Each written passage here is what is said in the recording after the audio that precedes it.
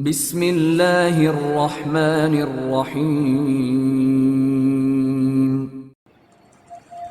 ان گنت لاتعداد درود و سلام ہو امام الانبیاء رحمت للعالمین صلی اللہ علیہ وسلم کی ذات گرامی پر۔ عزیزان گرامی، ابتدائے کلام میں میں نے سورہ کہف کی پہلی آیت پڑھی ہے۔ سورہ کہف کی پہلی 10 آیتیں اس قدر اہمیت کی حامل ہیں کہ پیارے نبی صلی اللہ علیہ وسلم نے فرمایا ہے من حفظ 10 آیات من اول سورۃ الکہف، جو بندہ سورہ کہف کی پہلی 10 آیتیں یاد کر لیتا ہے، اچھی طرح سے حفظ کر لیتا ہے، عاصم من فتنۃ الدجال، وہ فتنہ دجال سے محفوظ ہو گیا، بچ گیا۔ یہ صحیح مسلم کی حدیث۔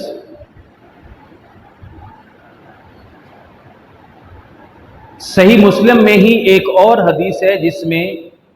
سورہ کہف کی آخری 10 آیتوں کے بارے میں بھی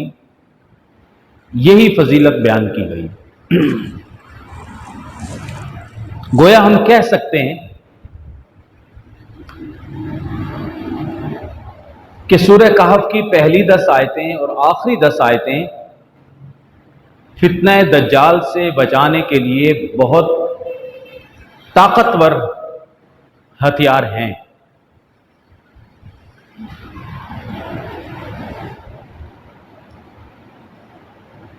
ایک حدیث ہے کہ سورہ کہف کی تلاوت، مکمل سورہ کہف پڑھنا، یہ گھروں کے اندر برکت اور سکون کو بھی نازل کرنے والی چیز ہے۔ ہمارے گھروں میں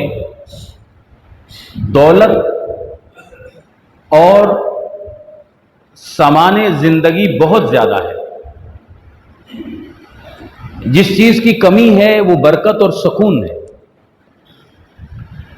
تو برکت اور سکون دونوں کے لیے سورہ کہف، مکمل سورہ کہف کی تلاوت۔ کانا رجل یقرأ سورۃ الکہف، حدیث ہے پیارے نبی صلی اللہ علیہ وسلم کے کسی ایک صحابی کے بارے میں کہ وہ فرماتے ہیں میں اپنے گھر میں سورہ کہف پڑھ رہا تھا، میرے پاس قریب ہی ایک گھوڑا بندھا ہوا تھا، تو یوں محسوس ہوا کہ آسمان سے بادل نیچے آ رہے ہیں۔ جب زیادہ ہی نیچے آئے تو وہ گھوڑا بدکنے لگ گیا۔ وہ صحابی چپ ہو گئے کہ یہ گھوڑا پتہ نہیں کیوں بدک رہا ہے۔ پھر وہ اگلے دن پیارے نبی صلی اللہ علیہ وسلم کے پاس آئے، پوری احوال بیان کیے تو آپ نے فرمایا کہ تلک السکینہ، جب تم قرآن پڑھ رہے تھے تو یہ سکون نازل ہو رہا تھا آسمانوں سے، تنزلت بالقرآن، جو قرآن کے ساتھ نازل ہوتا ہے، یہ وہ سکون ہے جو قرآن کے ساتھ نازل ہوتا ہے۔ یہ صحیح بخاری کی حدیث۔ وہ شخص سورہ کہف پڑھ رہا تھا، لیکن نبی کریم صلی اللہ علیہ وسلم نے صرف سورہ کہف کی بات نہیں کی، اپنے پورے قرآن کی بات کی کہ قرآن جب بھی تلاوت کیا جاتا ہے اطمینان سے، سکون سے، محبت سے، تو سکون ضرور نازل ہوتا ہے، اللہ کی رحمتیں ضرور نازل ہوتی ہیں، اللہ کی برکتیں ضرور نازل ہوتی ہیں۔ تو ہمیں 2 باتوں کا علم ہو گیا کہ سورہ کہف کی پہلی 10 آیتیں اور سورہ کہف کی آخری 10 آیتیں فتنہ دجال سے بچانے والی ہیں۔ پھر سورہ کہف کی تلاوت، مکمل سورہ کہف کی تلاوت برکت اور سکون کو سبب بنتی ہے۔ اب ایک اور حدیث ہے جو صحیح حدیث ہے، پیارے نبی صلی اللہ علیہ وسلم نے فرمایا ان من قرأ سورۃ الکہف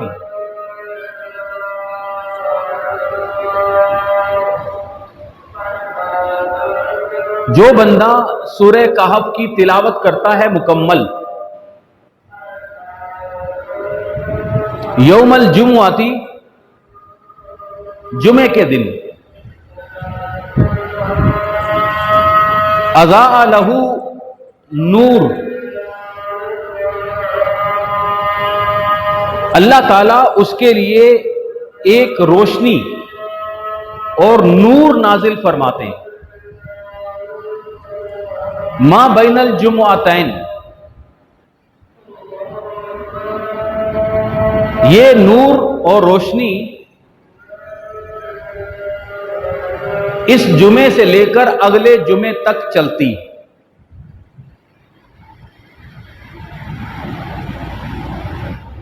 علماء نے یہاں بڑی پیاری بات ذکر فرمائی ہے تشریح میں کہ آخر کیا بات ہے اتنی اہم ترین بات، اور اس مکمل سورہ کہف کو پڑھنے والا بندہ ایک ہفتے تک نور ہدایت میں رہتا ہے، روشنی میں رہتا ہے، اس کے ایمان کی حفاظت ہوتی ہے، وہ اللہ کی طرف سے ایک نور میں رہتا ہے. بس 7 دن پھر تو کچھ علماء نے کہا کہ جس طرح سمجھنے کے لیے آسانی ہو جائے کہ ہمارے اس دور کے اندر وائرس بہت پھیلتے ہیں، بیماریاں پھیلتی ہیں، پھر ماہرین اس وائرس کو روکنے کے لیے دوائی ایجاد کرتے ہیں اور کہتے ہیں کہ جی 6 مہینے کے لیے تمہیں کام آئے گی. کوئی ویکسین سال تک کے لیے ہوتی ہے، اس کے بعد آپ کو اس بیماری سے، اس جراثیم سے مخصوص سے بچنا ہے تو دوبارہ پھر آپ کو یہی عمل دہرانا پڑے گا. وائرس ہے تو پھر اینٹی وائرس بھی آپ کو لینا پڑے گا. کوئی آپ کے پاس مشین ہے تو اس میں بھی وائرس آ جاتا ہے، تو اس وائرس کے آنے سے پورے سال تک جو بھی ہم اس کے اندر چیزیں جمع کرتے رہتے ہیں، کبھی کبھی وہ سارا کرپٹ ہو جاتا ہے، تباہ ہو جاتا ہے. اب کیا کریں؟ تو پھر مشین کے ماہرین کہتے ہیں کہ آپ کو اینٹی وائرس ڈالیں، لیکن یہ اینٹی وائرس چند دن چلے گا، پھر آپ اس کو اپ ڈیٹ کرتے رہنا اور اپنے آپ کو بچاتے رہنا. تو آخر یہ 10 آیتیں اور یہ سورہ کہف ایک بہت بڑے وائرس کا علاج ہیں، اور علاج کے طور پر بتایا گیا کہ اگلے جمعے دوبارہ اس کو پڑھ لو تاکہ تمہیں اور طاقت مل جائے. زندگی اللہ نے دی ہے تو اگلے جمعے پھر پڑھ لیا جائے، کیونکہ وہ جو دجال کا وائرس ہے نا وہ خطرناک بہت ہے. اس کی خطرناکی، اس کی ہولناکی، اس کا فتنہ اور اس فتنے سے بچاؤ کے طریقے پیارے نبی صلی اللہ علیہ وسلم نے تفصیل سے بتائے.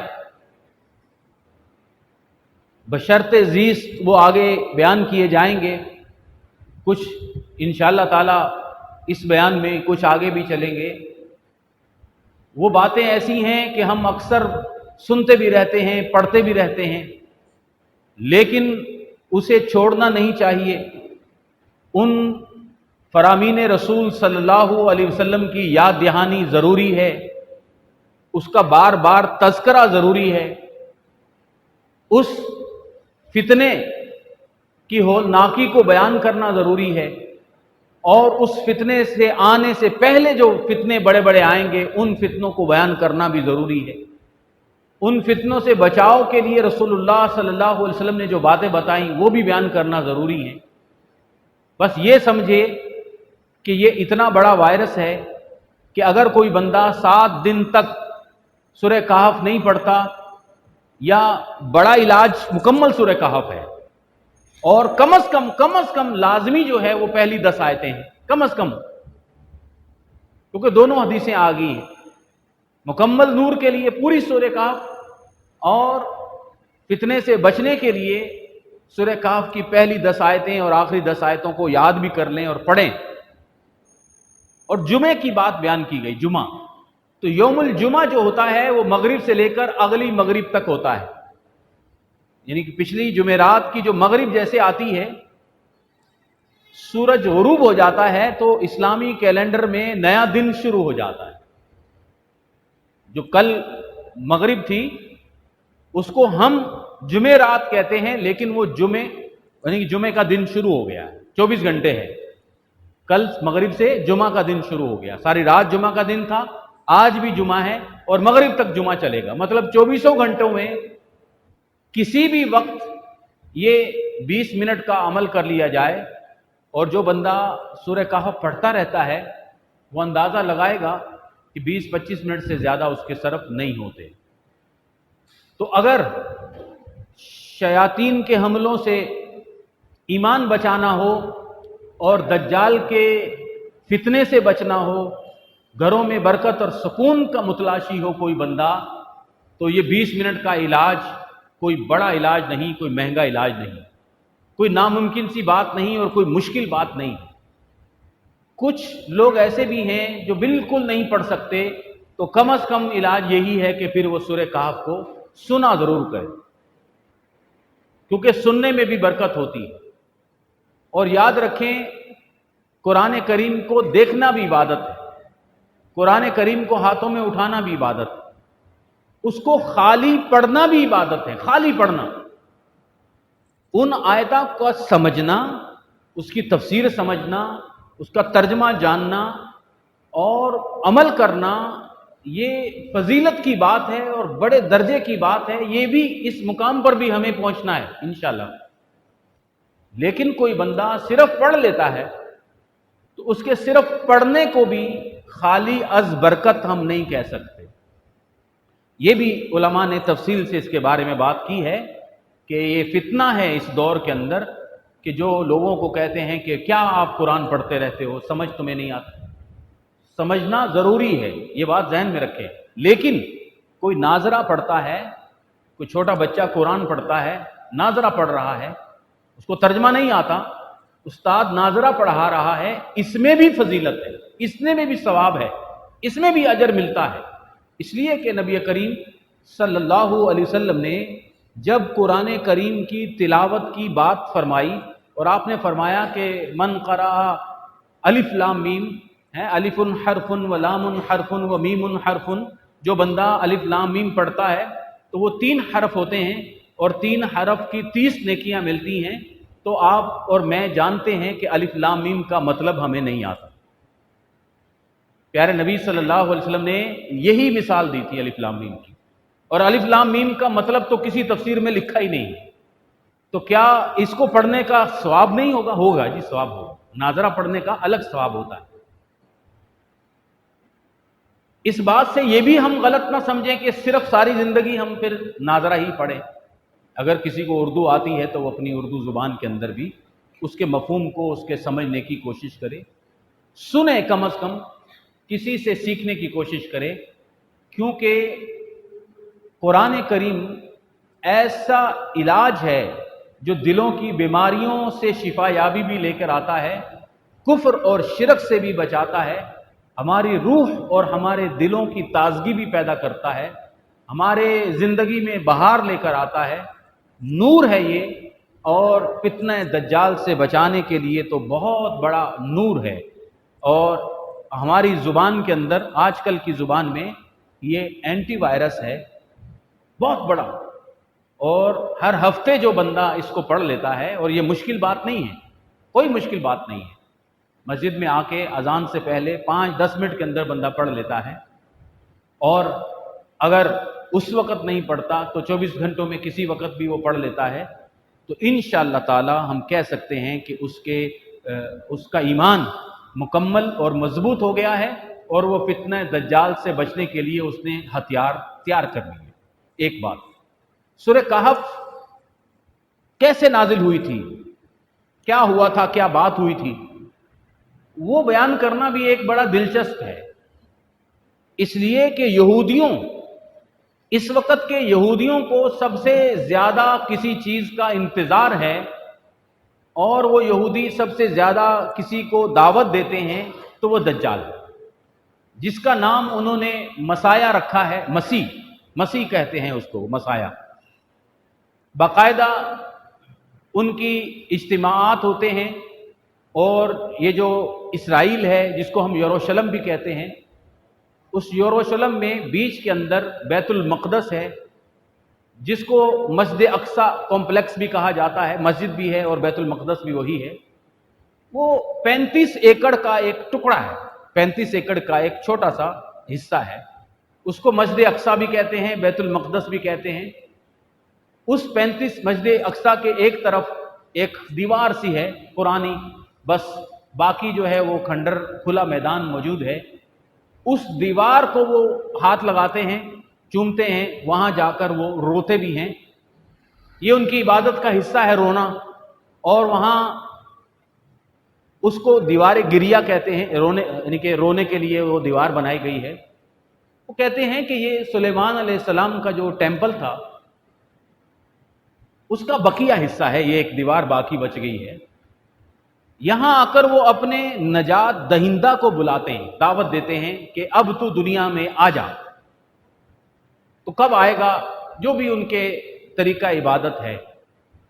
اور سورہ کہف کا نازل ہونا بھی یہودیوں کے ایک سازش کی وجہ سے تھا، جو نبی کریم صلی اللہ علیہ وسلم کے دور میں۔ تو پتہ چلا کہ یہودیوں کی سازشیں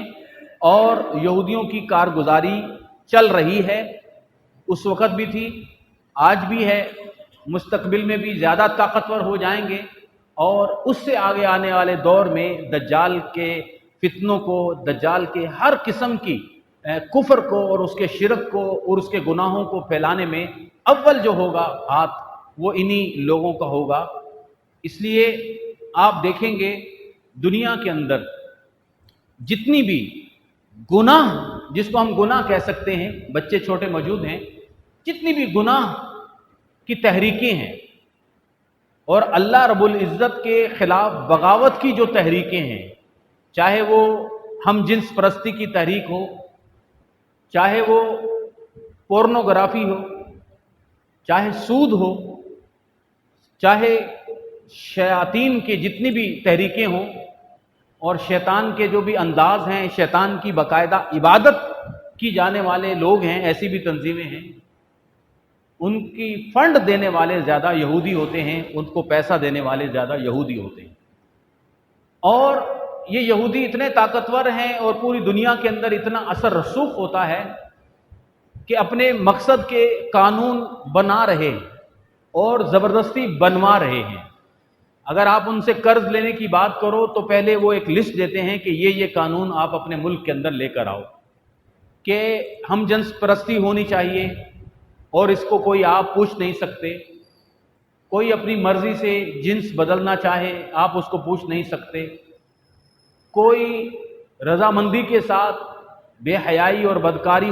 کرے تو ماں باپ یا حکومت اس کو روک نہیں سکتی۔ تو اس کو ہم کیا کہیں گے؟ ظاہر ہے یہ تو اللہ کے خلاف دشمنی ہے۔ تو وہ اللہ کے خلاف دشمنی جو ہے وہ ہمارے مسلمان ملکوں میں، کافر ملکوں میں، ہندو، عیسائی، یہودی، سارے ملکوں کے اندر اب عام ہوتی چلی جا رہی۔ جب یہ صورتحال ہوتی ہے تو پھر وہ ان کی یہ سمجھ لیں کہ دجال کے آمد کے جو حالات ہیں وہ تیار ہو رہے ہیں، وہ کامیاب ہوتے چلے جا رہے ہیں۔ اس کی اور بھی کچھ علامتیں ہیں، وہ آگے بیان کی جائیں گی۔ پہلے ہم سورہ کہف کا پس منظر لے کر،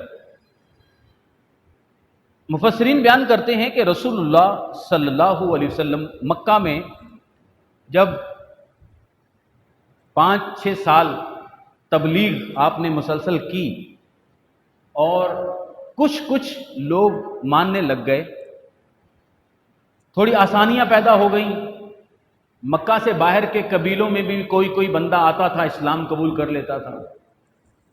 کچھ لوگ مدینہ سے بھی گئے، انہوں نے بھی اسلام قبول کر لیا۔ یعنی ہم کہہ سکتے ہیں کہ اسلام کا پیغام مکہ سے باہر عرب کے اندر پھیلنے لگا۔ پھر ہجرت حبشہ بھی ہو گئی تھی، وہ بھی ہم جانتے ہیں کہ 80 کے قریب صحابہ اکرام، جس میں عثمان غنی بھی تھے رضوان اللہ علیہ مجمعین، کچھ دیگر بڑے بڑے صحابہ تھے، جعفر طیار رضی اللہ تعالیٰ عنہ بھی تھے، یہ مکہ سے ہجرت کر کے حبشہ چلے گئے تھے۔ حبشہ اس وقت افریقہ میں ہے، ایتھوپیا کے اندر ہے افریقہ، اور وہاں کا عیسائی بادشاہ بھی اسلام قبول کر لیتا ہے، اور وہ ان کو یعنی مسلمانوں کو، صحابہ کو وہاں پر مہاجر ہونے کا حق بھی دے دیتا ہے، ان کو باقاعدہ پناہ دے دیتا ہے، یعنی ان کو ایک سیاسی پناہ مل جاتی ہے۔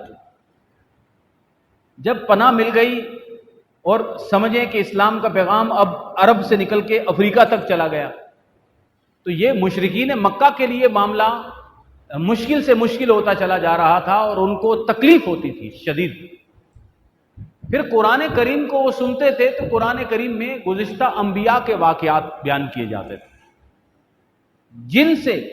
یہ عرب کے خصوصی لوگ ناواقف تھے، وہ بات نہیں کر سکتے تھے، علمی بات ان کو نہیں آتی تھی۔ اس لیے دو بندوں کے بارے میں بیان کیا جاتا ہے کہ نضر بن حارث اور عقبہ بن ابی معیط، یہ مدینہ آتے ہیں۔ مدینہ میں یہودی موجود ہیں اور یہودیوں کے علماء بھی۔ اب یہودیوں سے تعلق قائم ہو گیا سورہ کہف کا۔ ان کو آ کر وہ کہتے ہیں کہ ہم بڑے پریشان ہیں، ہمارے اندر ایک شخص ہے محمد صلی اللہ علیہ وسلم، اس نے نبوت کا اعلان کیا ہے، بہت سے لوگ اس کے ہاتھ پہ کلمہ پڑھ چکے ہیں، وہ کہتا ہے کہ میں اللہ کا آخری نبی ہوں، اور ان کا پیغام بھی پھیل رہا ہے، ہم ان کے سامنے بات نہیں کر سکتے، کوئی ایسی علمی بات ہمیں دو۔ تم تو چلو یہودی ہو نا، تم نے تو پرانی کتابیں پڑھی ہیں، تمہارے پاس تو تورات موجود ہے، ایسی بات دو جس سے ہم ان کو پھنسا لیں۔ ان کے پاس کوئی جواب نہیں ہوگا۔ ظاہر ہے وہ پیارے نبی صلی اللہ علیہ وسلم کو اللہ کا سچا نبی تو مانتے نہیں تھے۔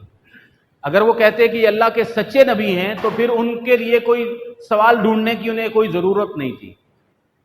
وہ تو یہی سمجھتے تھے نا کہ انہوں نے اپنی طرف سے نبوت کا دعویٰ کیا، اور نعوذ باللہ وہ جھوٹے ہیں۔ اب ان کے لیے پھر وہ آگے سے جس کو کہتے ہیں کہ وہ مقابلہ کرنے کے لیے، جنگ کرنے کے لیے کوئی ہتھیار تلاش کر رہے ہیں، اسلحہ تلاش کر رہے ہیں، تو یہودی علماء نے کہا کہ 3 باتیں ایسی ہیں وہ اس وقت کوئی بھی عرب میں کوئی بندہ نہیں ہے عرب کے اندر وہ اس جواب دے دے گا، بلکہ اگر وہ بندہ اللہ کا سچا نبی نہیں ہے تو اس کو یہ پتہ بھی نہیں ہوگا کہ یہ چیز کیا ہے، سوال کیا ہے، اس کے بارے میں وہ سوچ ہی نہیں سکے گا۔ ان یہودیوں نے 3 باتیں بتائیں کہ یہ جا کر پوچھو۔ ایک، وہ عیسیٰ علیہ السلام کی آگے قوم میں 7 بندے جو ایک کہف میں جا کر سو گئے تھے، وہ کون تھے؟ وہ کون لوگ تھے جن کے بارے میں کہا کہ وہ 7 سلیپر، 7 سونے والے غار کے اندر، وہ واقعہ کس کا تھا، کہاں پیدا ہوا، کیا مسئلہ تھا، بادشاہ کے ساتھ کیا جنگ ہو رہی تھی، کوئی ان کے بارے میں تفصیل بتاؤ۔ اگر تم اللہ کے سچے نبی ہو بتاؤ کہ وہ کون تھا۔ ایک بادشاہ گزرا ہے جو مغرب اور مشرق میں سفر جس نے کیا تھا پوری دنیا میں اور فتح کا جھنڈا لہرایا تھا، وہ کون تھا؟ ذوالقرنین کے بارے میں سوال کیا، اور تیسرا سوال کیا یسألونک عن الروح، روح کیا ہے؟ یہ جسم تو ہم دیکھتے ہیں، روح کیا ہے؟ یہ تینوں سوال لے کر وہ خوشی خوشی مکہ آتے ہیں اور رسول اللہ صلی اللہ علیہ وسلم سے سوال کرتے ہیں۔ پیارے نبی صلی اللہ علیہ وسلم نے فرمایا کہ کل آنا، کل میں اس کا جواب دوں گا، اور آپ نے انشاءاللہ نہیں کہا کہ کل انشاءاللہ ضرور جواب دیا جائے گا، بس کل آنا آپ میرے پاس، کیونکہ پیارے نبی صلی اللہ علیہ وسلم نے کہ جبرائیل علیہ السلام آتے ہیں، ان سے میں پوچھ لوں گا، وہ اللہ تعالیٰ سے پوچھ کے مجھے بتائیں گے، میں ان کو جواب دے دوں گا۔ یہ کوئی ایسا معاملہ تو ہے نہیں، لیکن حدیث کے مطابق 15 دن جبرائیل علیہ السلام نازل نہیں ہوئے، اور ایسا وقفہ پہلے کبھی نہیں آیا تھا۔ یہ بات پیارے نبی صلی اللہ علیہ وسلم کو غم زدہ کر رہی تھی، اور مشرکین کی جو خوشیاں تھیں وہ بڑھتی چلی جا رہی تھیں کہ دیکھو جی ہمارا سفر کامیاب ہو گیا، ہم نے جو مکہ سے 400-500 کلومیٹر سفر کر کے مدینہ گئے اور وہاں سے اتنی قیمتی دلیلیں لے کر آئے، یہ دلیلیں تو محمد صلی اللہ علیہ وسلم کو پتہ نہیں۔ جبرائیل علیہ السلام نازل ہوتے ہیں اور فرماتے ہیں لا تقولن لشیء انی فاعل ذلک غدا، تم کبھی یہ نہ کہنا کہ کل میں یہ کام کروں گا، اے نبی صلی اللہ علیہ وسلم تم کبھی یہ نہ کہنا کہ کل میں یہ کام لازمی کروں گا، الا ان یشاء اللہ، ہاں یہ کہو کہ اللہ نے چاہا تو کل بتا دوں گا، انشاءاللہ ضرور کہا کرو، انشاءاللہ ضرور کہا کرو، اس کے بغیر کبھی بات نہ کرو۔ تو یہ تو تعلیم بھی ہو گئی پیارے نبی صلی اللہ علیہ وسلم کے لیے، اور ہمارے لیے امت کے لیے بھی تعلیم ہو گئی کہ کبھی ڈٹ کر کسی بات کو بھی یہ نہ کہنا کہ کل ایسا ہوگا بس، بلکہ آپ اپنے آپ کو عاجز اور کمزور کر کے اللہ رب العزت کی طرف بات کیا کرو کہ اللہ نے چاہا تو کل ایسا ہو جائے، بھائی میں نے آپ کا قرض واپس کرنا ہے، انشاءاللہ کل مل جائے گا، کل پیمنٹ انشاءاللہ ہو جائے گی، کل یہ کام انشاءاللہ ہو جائے گا، رشتہ ہو رہا ہے ٹھیک ہے، سب باتیں موجود ہیں، حال موجود ہے، پیسے موجود ہیں، نہیں انشاءاللہ اللہ نے چاہا تو یہ سب کام ایسے خیریت سے ہو جائیں گے۔ بس اس میں جاتا یہ ہے کہ بندہ اپنے آپ کو اللہ کی طرف منسوب کر دیتا ہے اور اپنا ایمان اللہ پر ظاہر کرتا ہے، اور اللہ رب العزت کی مشیت اور اللہ کی چاہت کو اپنے ساتھ لے آتا ہے، اور اگر وہ کام نہیں ہوتا تو بندہ کہتا ہے کہ ٹھیک ہے اللہ نے نہیں چاہا تو نہیں ہوا نا، میں کیا کر سکتا ہوں، اللہ کی چاہت ہوتی تو میں یہ کام کر لیتا، اب نہیں ہو سکا تو ٹھیک ہے ہم نہیں پہنچ سکے، اللہ کی مرضی۔ تو بندہ ہمیشہ ہر حال میں اللہ کی مرضی کے ساتھ اپنے آپ کو جوڑ کر رہتا ہے۔ ایک بات ہو گئی، وہ پھر یہ آیتیں نازل ہو گئیں، پوری سورہ کہف نازل ہو گئی، پھر وہ ان 7 بندوں کا بھی تذکرہ آ گیا، پھر اس کے بعد ذوالقرنین کا بھی ذکر آ گیا، اس کے بعد روح کا بھی ذکر آ گیا، اور بھی بے شمار فتنوں کا ذکر آ گیا، اور بعد میں پیارے نبی صلی اللہ علیہ وسلم نے دجال کا ذکر فرمایا، اور آپ نے پھر یہ بھی فرمایا کہ دجال کا توڑ جو ہے ان 10 آیتوں کے اندر ہے۔ اللہ سے دعا ہے کہ اللہ مجھے آپ کو ہم سب کو سمجھنے کی توفیق عطا فرمائے۔ پیارے نبی صلی اللہ علیہ وسلم کا فرمان ہے کہ ان اعظم فتنۃ ان فتنۃ الدجال اعظم فتنۃ علی وجہ الارض، یہ بات آپ نے کسی کے لیے نہیں بیان فرمائی کہ زمین پر سب سے بڑا فتنہ جو ہے، سب سے بڑا فتنہ، اور ایک منذ خلق اللہ الارض، جب سے اللہ نے دنیا بنائی۔ آپ سوچ سکتے ہیں اس الفاظ کی اہمیت، آپ اندازہ لگائیں، جس کو ہم کہہ سکتے ہیں نا کہ حالات کی سنجیدگی کتنی زیادہ ہے، کہ جب سے دنیا بنی ہے اس سے بڑا فتنہ کوئی نہیں آیا۔ تو کیا مجھے آپ کو ڈرنا نہیں چاہیے؟ تو کیا مجھے آپ کو اس کا علاج کے لیے جو بچاؤ کے طریقے ہیں وہ اختیار نہیں کرنے چاہیے؟ کتنی بڑی بات ہے، منذ خلق اللہ الارض، جب سے زمین بنایا اس سے بڑا فتنہ نہیں آیا، الی قیام الساعۃ، قیامت تک۔ عمران بن حسین رضی اللہ تعالیٰ عنہ بیان کرتے ہیں، پیارے نبی